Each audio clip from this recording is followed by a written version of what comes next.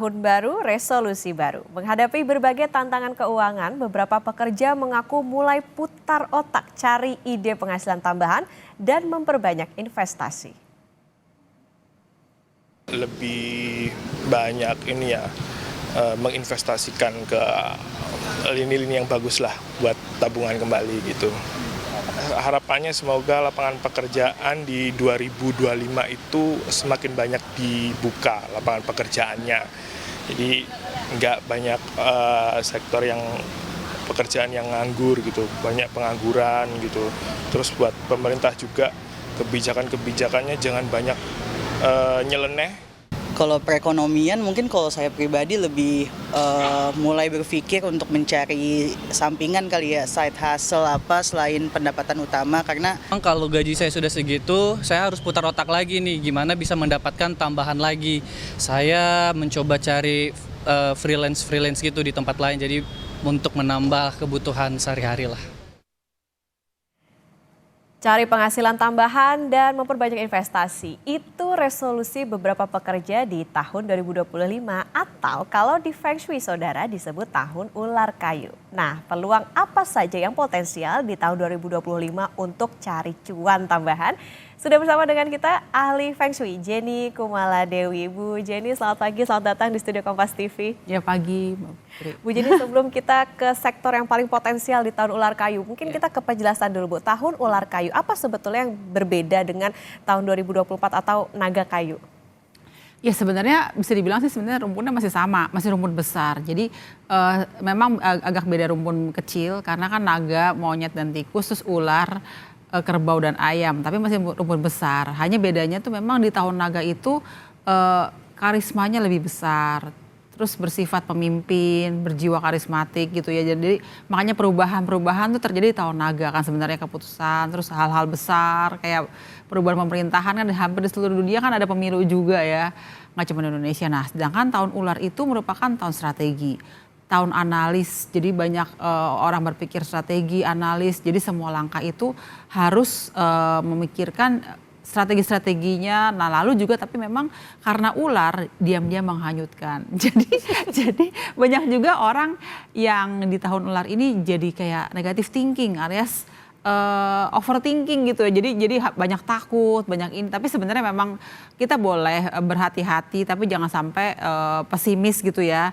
Nah, tapi memang di ular itu kadang-kadang terjadi negative thinking sama ada emosi terpendam yang diam-diam bisa out of control. Nah, makanya supaya jangan terpancing emosi, semua langkah itu harus lebih wise, lebih pelan-pelan satu-satu berstrategi gitu kalau menurut saya. Beda sama tahun naga.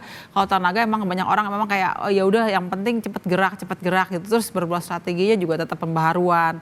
Memang benar sih tahun naga tahun saatnya pembaharuan, tapi kalau udah tahun ular jangan memperbaharui lagi di tahun ular gitu, udah terlambat sebenarnya. Oke, gitu. jadi tahun yang bisa dibilang harus banyak hati-hati nih ya Bu ya? Ya tahun yang lebih mawas diri lah ya, lebih bergerak satu persatu, lebih analis, lebih strategi gitu. Nah, sio apa nih Bu Jenny yang akan paling mudah cari cuan atau mana nih yang seret gitu kira-kira di tahun 2025 ini? Sebenarnya semua sih ya bagus-bagus aja ya, hanya yang mungkin dikatakan lebih gampang cari cuan atau bisa berkomunikasi dengan baik dengan sio ular adalah sio ayam, lalu sio kerbau itu kan rumpunnya ya, jadi ular, kerbau dan ayam. Tapi sebenarnya sio ular sendiri bisa dibilang kalau sio ketemu dengan tahunnya itu 50-50 sih sebenarnya gitu loh. Tapi ditambah satu lagi mungkin sio naga, karena kan tahun naga itu kan masuk ke tahun naga, sekarang masuk ke tahun ular, jadi akan lebih megang lah ya mestinya ya. Jadi tahun ini memang ular, kerbau dan naga ada peluang baik juga. Nah yang harus hati-hati adalah terutama si sio monyet. Wah sio monyet selalu dapat catatan terus setiap tahun, sio monyet, sio macan dan sio babi gitu. Kalau babi emang kita bilang secara unsur tuh beda 6 atau ciong. Wah, tapi saya nih Bu ini. Jadi enggak sih sebenarnya, jadi kalau kita mau apa-apa itu tidak mudah. Jadi solusinya kita harus mencari pihak tengah, orang-orang yang sedang bagus gitu. Jadi orang-orang yang ada sio ayam dipegang, jadi supaya bisa kerja sama sio ayam gitu. Jadi lebih bagus kan. Atau sio macan juga sama. Sio macan juga harus hati-hati juga. Sio monyet jangan sampai banyak maunya. Nah yang pasti tahun 2025 ini semua orang nggak boleh banyak maunya. Jadi harus lebih fokus satu-satu pada hal yang udah berjalan lebih pasti aja gitu. Oke, baik lagi tuh tadi ya Bu ya. Tahun 2025 jadi tahun yang harus lebih wise, harus lebih bijak begitu untuk bahkan mengeluarkan uang juga harus lebih wise. Oh iya itu penting banget. Jadi takutnya jangan sampai kekurangan uang karena ada peluang unpredictable expense will become. Jadi pengeluaran tiba-tiba tak terduga. Jadi kalau sampai kita kebanyakan spending yang nggak berguna, nanti hati-hati tiba-tiba ada pengeluaran tak terduga, kekurangan lagi ibaratnya gitu liburan. Kalau secara elemennya Bu ini kan ular kayu. Nah kayunya itu gimana? Sebenarnya kayunya masih sama sih, kayak naga kan naga kayu juga. Sekarang kayunya kayu kecil, kalau naga kayunya kayu besar kan, kayu C, kayu I. Kayunya ini sebenarnya kan simbol kreativitas. Jadi di tahun ular juga masih sama, masih butuh kreativitas. Terus pertumbuhan perkembangan masih bisa diharapkan juga. Kan kalau kita menanam tahun naga, tahun ular diharapkan bertumbuh dan berkembang gitu ya. Jadi sebenarnya itu masih bisa bagus juga untuk orang-orang yang bidang kreatif atau orang-orang yang kreatif masih bisa untuk bertahan di tahun ular sih kalau menurut saya gitu. Jadi kayunya itu simbol kreativitas menurut saya dan pertumbuhan serta perkembangan gitu loh ya. Oke, nah Bu Jenny tadi kalau kita lihat kan beberapa pekerja bilang kalau mereka nih lagi putar otak cari penghasilan tambahan buat ya tentunya mencukupi kebutuhan. Nah peluang penghasilan tambahan di ular kayu gimana Bu Jenny? Jadi sebenarnya tahun ular itu kan harus bergerak satu-satu berpikir analisa. Bidang yang bagus itu adalah bidang kayu sebenarnya. Kayu itu berhubungan dengan pemikiran, terus pendidikan, strategi. Jadi financial planning, accounting, finance, design. Nah sebenarnya orang kreatif juga bagus, tapi sebenarnya pendidikan itu sangat penting juga. Karena kan itu sifatnya kayu ya, jadi pemikiran. Nah jangan-jangan ini nggak usah gengsi gitu ya. Banyak mungkin sekarang kan karena juga kurikulum berubah, jadi itu ngasih les-les tambahan gitu. Jadi mungkin ngasih les anak TK, anak SD. Atau juga banyak orang yang overthinking kan stres. Jadi mereka butuh self love. Jadi mereka akan melakukan yang mencintai diri sendiri itu kayak semacam les nyanyi, les nari gitu. Atau berhubungan dengan art-art gitu ya. Jadi semacam kayak kerajinan. Jadi semua orang-orang itu tetap diusahakan untuk mencari bidang kreatif lah. Jadi kayak tadi industri kayak kerajinan tangan lah atau pakaian. Mungkin bisa juga masih oke sih gitu menurut saya sih. Jadi berhubungan dengan kayu lah, elemen kayu. Tapi jangan kayu yang lebih besar, jadi maksudnya jangan yang hal-hal yang investasi terlalu besar gitu, kayak bikin sekolah, bikin jadi yang penting yang kecil-kecil kayak les-lesan, terus kayak yang si Alfo tadi kayak, nah mungkin juga servis seperti misalnya salon, itu juga masih bisa gitu loh, salon, terus make up gitu.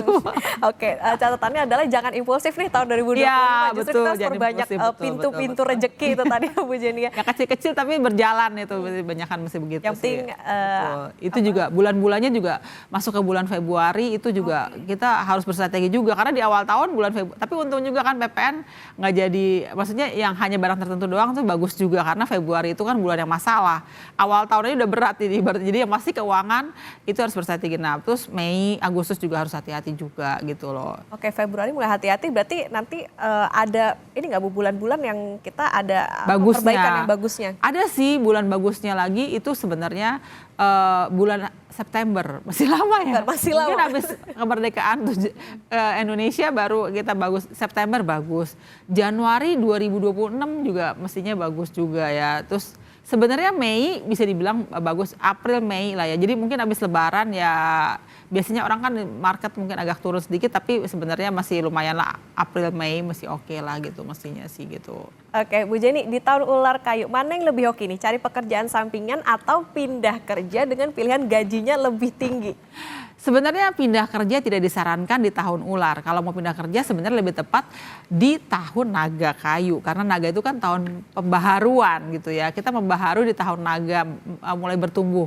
Tapi kalau tahun ular mau pindah kerja itu udah terlambat sebenarnya menurut saya. Karena di mana-mana sama-sama berat juga gitu ya. Jadi mulai di satu lingkungan yang baru dengan tahun yang strateginya juga lebih berat, itu mestinya tidak cocok.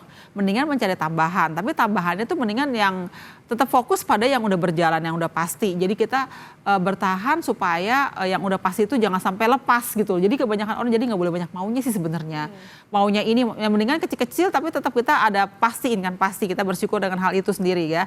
Nah kalau mau tambahan ya harus realistis dengan kemampuan. Kalau emang kemampuannya nggak ada jangan dipaksa kayak tiba-tiba bikin kafe, tiba-tiba bikin yang harus investasi besar tuh sebaiknya jangan di tahun ular kayu tuh menurut saya sih gitu. Harus penuh perhitungan yang matang lah ya Bu betul, ya. Betul. Jangan sektor apapun itu Bu berarti. Sektor apapun juga, tapi memang lebih disarankan kalau misalnya bidang kayu itu lebih untuk difokusin. Terus yang harus berhati-hati adalah bidang air. Bidang air. Kita berharap sih semoga yang berhubungan dengan minyak, BBM itu nggak sampai terjadi masalah, itu harus berstrategi juga, sangat berstrategi ya.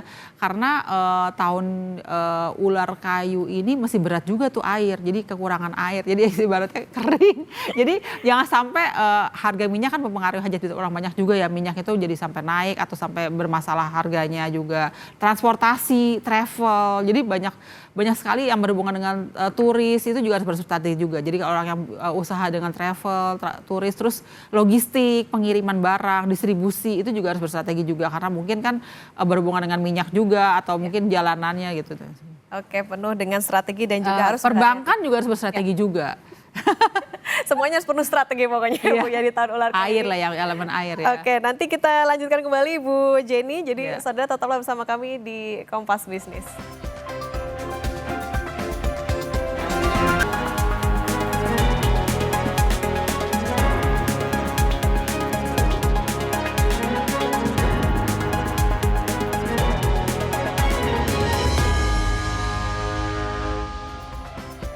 Masih di Kompas Bisnis Saudara bersama ahli Feng Shui Jenny Kumala Dewi. Bu Jenny, kita lanjutkan kembali tahun ular kayu. Tadi kalau Bu Jenny sempat bilang sektor yang harus hati-hati ini air ya Bu ya, yang berhubungan dengan air. Nah, jadi pekerjaan di bidang apa nih Bu yang kira-kira industrinya masih akan berkembang, masih akan bagus, atau industri mana yang nanti kira-kira akan agak tengkurap nih di 2025? Jadi saya lanjutin dulu tadi ya, bidang air tadi kan sebenarnya kayak transportasi, travel, terus PR, lalu juga event organizer. Jadi orang-orang yang mau bikin acara-acara besar itu juga harus berstrategi juga.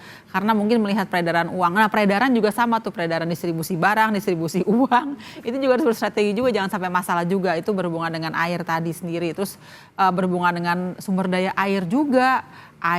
Mungkin air bersih lah, air kotor, itu juga akan jadi masalah juga. Jadi kita harus untuk mungkin usaha-usaha yang berhubungan dengan pengolahan limbah itu juga harus berstrategi juga ya, karena mungkin ada hal-hal yang tak terduga terjadi gitu ya. Tapi sebenarnya bidang-bidang jasa itu bisa bagus, tapi harus berstrategi juga, sama-sama berstrategi ya. Bidang yang bagus diantaranya adalah bidang kayu. Bidang kayu itu berhubungan dengan pemikiran, kreativitas, orang-orang seni, lalu juga pendidikan.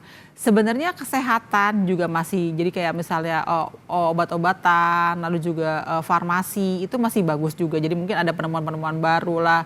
Terus berhubungan dengan pendidikan itu juga masih oke sih. Jadi terus selain itu kayak financial planning sangat dibutuhkan, financial planning, accounting, finance itu sangat dibutuhkan banget di tahun ular kayu ini ya. Selain itu bidang lagi yang masih cukup oke adalah tanah.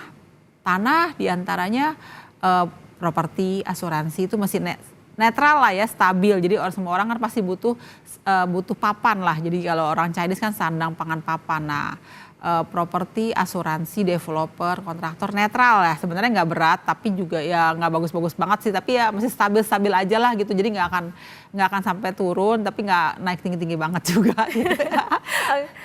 Bu Jenny, spesifik kalau misalnya untuk shio yang secara individu gitu Bu, ada nggak sih yang harus diwaspadai nih, jangan sampai keluar kerjaan dulu nih gitu, jangan sampai resign dulu tahun ini. Harus hati-hati. Wah, itu tadi yang saya bilang tadi, terutama sebenarnya semua pada dasarnya nggak boleh terburu-buru ngambil langkah di tahun ular kayu ini ya. Bergeraknya memang harus berpikir jangka panjang 3 tahun gitu ya. Kalau mau pindah kerja itu 3 tahun ke depan aman nggak ya, terus misalnya punya anak lah, punya keluarga lah. Nah, tapi sio yang tidak serumpun atau sio yang berpeluang ciong lah gitu katanya, itu adalah terutama sio macan, sio monyet, itu yang komunikasinya agak sedikit berat dengan sio ular ini ya. Jadi bisa tiba-tiba hal tak terduga terjadi, takutnya malah jatuh. Apalagi misalnya sio macan, terus dia terlihat gagah mau loncat gitu, sio monyet mau loncat, tahu-tahu malah terjatuh. Jadi ada banyak juga peluang kayak begitu, yang dari atas bisa ke bawah, dari bawah bisa ke atas juga. Karena kan ular itu diam-diam menghanyutkan gitu ya gitu. Tapi satu lagi sio babi, karena dianggap beda 6 tahun, tapi ciong gitu ya. Tapi sebenarnya enggak lah, babi itu kan ada hokinya juga. Hanya babi itu nggak boleh mengharapkan hoki doang. Jadi tahun ini harus kerja keras buat sio babi. Kalau ngarapin hoki doang, ntar bisa-bisa malah nggak jadi hoki deh, ibaratnya begitu. Ya seperti itu. Oke. Jadi Nah, Bu, kalau tadi kan kita bicara soal bagaimana orang mengatur strategi secara pekerjaan. Nah, kalau misalnya sekarang kan tadi kalau kita lihat ada cari cuan tambahan tuh juga dengan misalnya perbaik investasi. Nah, investasi apa yang masih menarik atau ya bisa dibilang cuan lah di tahun 2025? Apakah saham, emas atau apa Bu instrumennya? Ya saham tuh gini ya, jadi berhubungan dengan api. Api itu kalau misalnya dalam bidang food and beverage, terus saham, marketing, terus yang berhubungan dengan api-api itu sendiri lah ya, apa yang berhubungan dengan spirit, gambling gitu ya. Sebenarnya gambling tahun ini api lagi over energy juga. Jadi karena ada kayu dan ada api, jadi api terlalu kuat. Tapi sebenarnya terlalu kuat kalau ada tanah bisa berekspresi gitu kan ya. Jadi mungkin jangan-jangan di bidang saham tuh sektor-sektor yang berhubungan dengan tanahnya lagi bagus gitu. Misalnya kayak developernya atau saya nggak tahu lah ya. Tapi saham sendiri sebenarnya menurut saya jadinya jatuhnya netral. Jadi nggak terlalu bagus-bagus banget juga sih sebenarnya gitu ya. Nah berhubungan dengan investasi lagi logam misalnya ya. Logam mulia itu kan berhubungan dengan elemen logam sebenarnya. Logam itu sebenarnya nggak jelek juga, tapi kalau saya bilang dia udah di urutan keempat ya. Jadi dia ibaratnya udah over limit lah, over energy juga. Jadi kalau misalnya kayak sekarang LM udah tinggi banget kan, dia mau naik sampai setinggi apa lagi gitu. Jadi kan toh buybacknya juga nggak akan tinggi-tinggi juga. Jadi itu udah bukan investasi yang menjanjikan lagi untuk logam mulia, meskipun ya mungkin harga masih bisa dinaik-naik, tapi terus untuk bukan investasi yang bagus lah kalau menurut saya ya. Nah lalu deposito kan tadi saya udah bilang bank itu kan lagi peredaran uang apa segala macam, kita berharap supaya nggak terjadi masalah peredaran uang gitu ya. Jadi ibaratnya jadi perbankan juga harus berstrategi juga. Jadi kalau kita deposito ya paling gampang ya nyimpan uang di bawah bantal kali, jangan-jangan biar lebih aman ya. Tapi sih memang yang pasti nyimpan uang biasa aja lah, nggak usah terlalu tergiur dengan investasi yang macam-macam gitu loh. Terus nggak usah tergiur untuk memperluas usaha atau lagi beli properti yang banyak karena lagi murah, karena pasti harganya juga sama segitu-segitu juga, nggak bakal. Jadi semua tuh sebenarnya bisa dibilang tahun ular tuh biasa aja gitu. Jadi nggak usah sampai in a rush ikut-ikutan beli logam mulia gitu atau beli properti gitu ya, biasa aja lah, semuanya sama aja lah gitu. Sahamnya tadi bisa dikatakan apakah gini Bu, misalnya melihatnya emitennya misalnya kalau tadi yang agak bagus nih kan properti, asuransi gitu. Ya bisa sih, jadi mungkin saham agro, mungkin saham-saham yang, tapi saham-saham misalnya kayak agroindustri, kayak pertambang. Ya nggak sebut ya Bu ya? Iya misalnya. Sektornya aja kali. Iya salah. Oke, ya, Bu, ya? Itu masih bisa lah, atau juga mungkin pertambangan juga masuk elemen tanah, selain properti, asuransi, pertambangan itu juga masih logam kayak batu bara itu juga masih bisa. Jadi masih itu berhubungan dengan tanah. Jadi elemen tanah dan kayu itu masih cukup oke sih sebenarnya kayu. Terus kalau ada juga saham pendidikan nggak ada ya, saham pendidikan ya bisa. Yang pasti kayu itu berhubungan dengan pendidikan. Bagus juga kalau kita mengembangkan pendidikan, lalu juga berhubungan dengan pertanian, terus perkebunan seperti itu. Oke, Bu Jenny, tips untuk tahun 2025 baik untuk pekerja ataupun yang mau cari penghasilan tambahan atau yang ya intinya mau sukses lah dalam karir di 2025 seperti apa Bu Jenny? Iya, jadi tahun 2025 ini adalah tahun ular kayu yang diam-diam menghanyutkan. Banyak situasi yang tiba-tiba terjadi tak terduga juga. Kita harus bersiap-siap juga dalam segala hal, terutama berhubungan dengan peredaran uang juga sih. Jadi jangan sampai lalu jor-joran dengan pengeluaran, nanti akhirnya kita kekurangan uang juga. Jangan sampai berhutang yang terlalu banyak, nantinya akhirnya nggak kebayar juga, itu yang pasti ya. Terus langkahnya tuh nggak boleh banyak maunya sebenarnya tahun ular kayu itu. Jadi harus fokus terhadap udah berjalan meskipun kecil tapi pasti gitu. Jadi kita jangan menyepelekan hal-hal yang kecil gitu ya, karena dari income yang kecil itu yang membuat kita stabil sebenarnya, daripada tergiur ada hal-hal besar yang akhirnya membuat kita jadi nggak stabil. Itu hati-hati, jangan sampai seperti itu aja paling gitu. Oke, artinya harus tetap ya cari cuan boleh tapi harus tetap bijak gimana soal mengatur keuangan. Dan tadi ya Bu ya, kalau di tahun ular kayak kita semua harus diam-diam menghanyutkan. Tapi yang pasti sih juga. emang tahun ular kan tahun cuancia gitu. Iya. Cuancia aja untung sedikit gitu. Jadi sedikit yang penting bisa mengalir, jadi cuancia. Oke, harus hati-hati pokoknya untuk sebuah sion ya Bu ya. Iya. Oke, terima kasih Bu Jenny Kumaladewi, ahli Feng Shui sudah bersama di Kompas Bisnis. Bu Jenny, sehat selalu.